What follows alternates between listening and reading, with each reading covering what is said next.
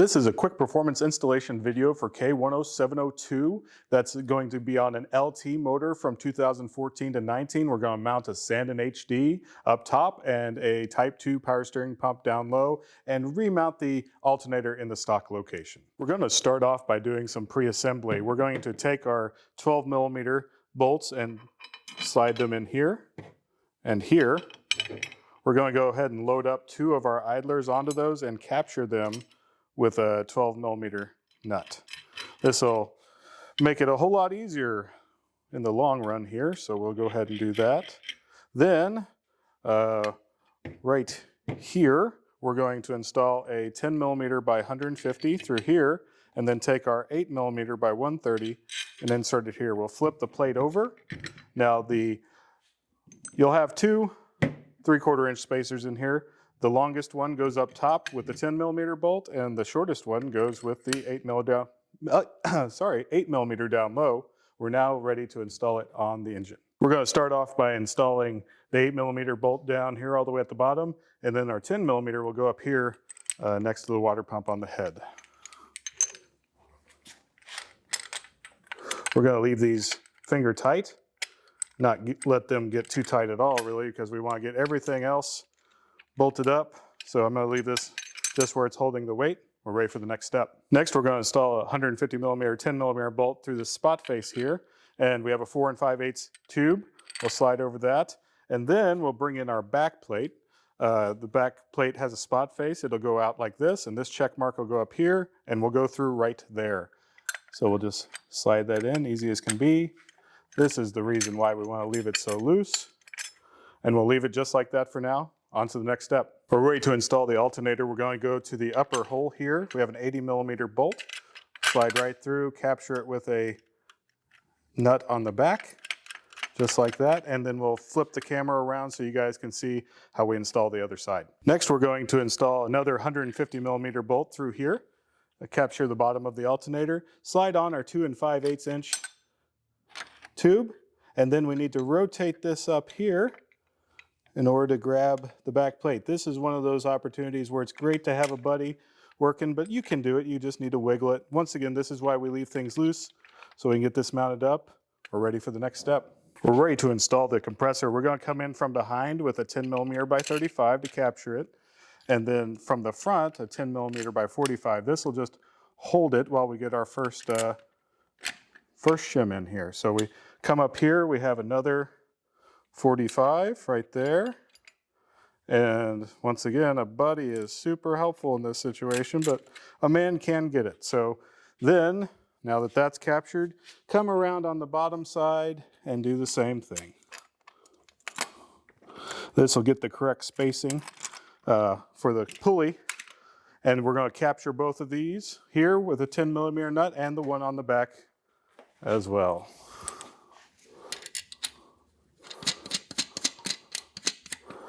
We don't want to get these too tight, especially the one in the back. We're going to want to square this to the front first, so make sure that this back one here still has plenty of wiggle room. And now we're on to the next step. We're ready to tighten up the bolts and also then go through a torque sequence. So you can see here that the bracket is still loose. So lifting up on the bracket, we're going to tighten up this bottom bolt, switch over to a different size. So we're going to go 1, 2, and it is important the order that we do these in, boys, so please pay attention. These are going into the block and the head, followed by this other one that goes down into the block, and as you can see, the bracket is now holding itself up. So 1, 2, 3, we're going to come over here and get this one tightened up just like that, and then followed by this one here. That was loose. Then we're going to get the bottom of the compressor here.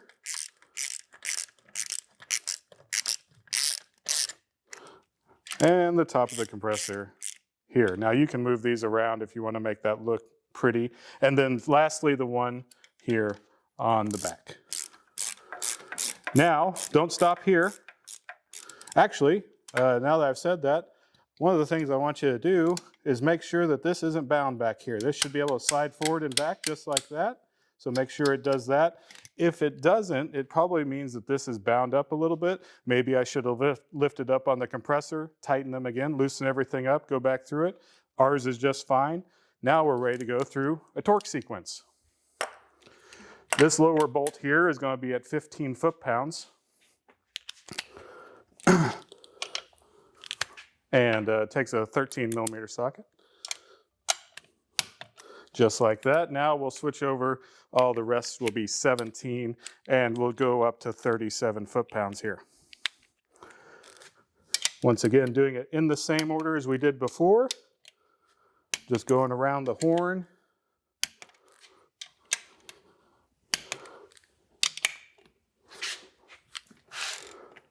Now I'll need that 15 millimeter for the back there.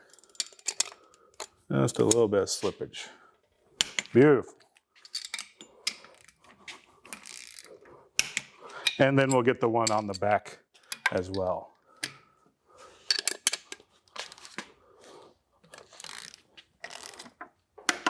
Ready for the next step. All right, we're ready to install our idlers now. So we'll take off our flange nut here, grab our idler, mount it up on the idler mount, and tighten this back down. Do the same thing for this one here.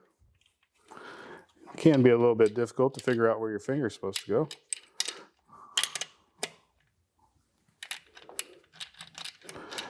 And lastly, we're going to mount our third idler up here. Now this third idler, you guys might be wondering, why does all this exist? It's actually so that the belt routing can go lower across the intake manifold. So for guys that want to do conversion to a passenger car, this wraps the belt down low instead of coming right through here, which would be right in the way. These are 12 millimeter bolts. We're going to torque those down to 50 foot-pounds. We're ready to install the power steering pump. There's some machine faces on the back of this that we'll just line up with. Use our 8 millimeter by 25 bolts to find the hole, and I go ahead and use the middle one and just go ahead and tighten it all the way down. That'll make it easier for the other bolts. This is the pump that is in the kit when you buy it. It has a custom pulley on it. It's an all-new aluminum pump.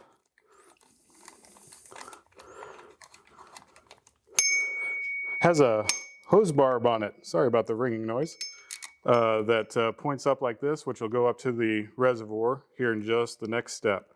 Now these are 8 millimeter bolts. We're going to go ahead at this time and torque those down to 15 foot-pounds. We're ready to do the reservoir bracket here. We're going to go with this slotted hole, put our 10 by 20 through it, and then move over here to the bottom side like that, lay it on the table, and then you'll see that the offset there matches up. We're going to capture those with 10 millimeter flange nuts, and then we're ready to install it onto the AC compressor.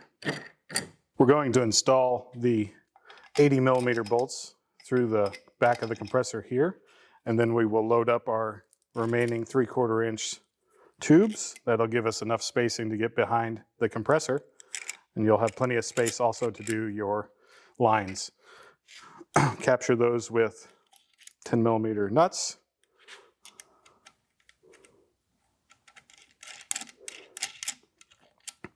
And now we're ready to torque these down to 37 foot-pounds as well. We're ready to install our straight hose onto our reservoir. It's a bit of a tight fit, but you can get it on.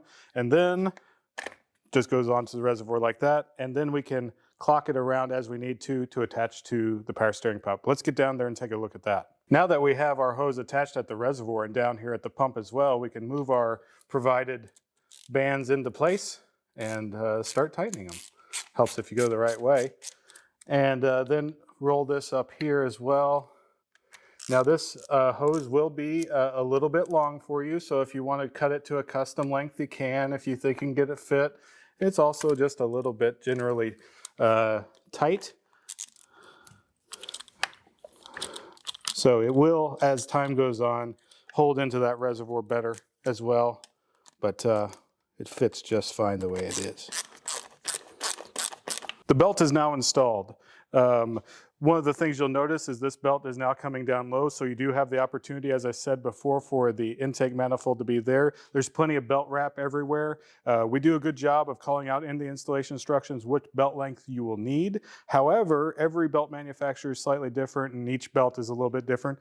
What's going to be really important is checking out these tensioner marks here. This stock tensioner has maximum minimum stops right there, and this effectively is the center line of that. And so you want something that's good in the operating range, but you don't want it so loose that as this takes a set, goes deeper into the grooves and also stretches a little bit, effectively making it looser. You want a pretty tight belt. And I think we've done a good job in the installation instructions of calling that out. But you know, your alternator can change the belt length and things like that. So let's just be diligent about going there.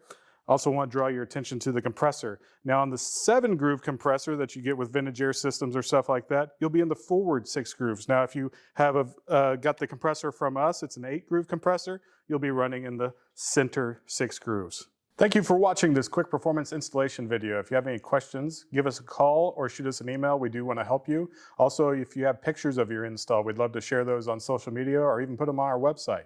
Thanks.